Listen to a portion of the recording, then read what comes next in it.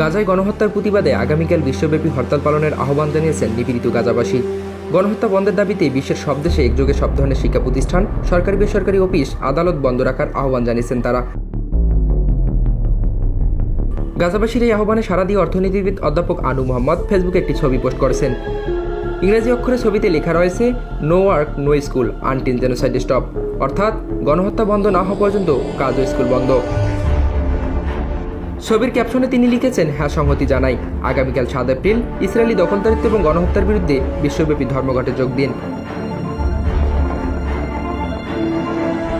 আগামীকাল বিশ্বব্যাপী হরতাল পালনের আহ্বান জানিয়েছেন জাতীয় নাগরিক পার্টির মুখ্য সংগঠক সারজিস আলম। একই আহ্বান জানিয়েছেন ঢাকা বিশ্ববিদ্যালয় ছাত্র শিবির সাবেক সভাপতি আবু সাইদ কায়েম। নিজের ফেসবুক পেজে তিনি লিখেন, গাজার প্রতি বৈশ্বিক সংহতির অংশ হন। আগামীকাল সোমবার 7 এপ্রিল নো ওয়ার্ক নো স্কুল এই কর্মসূচি সফল করুন।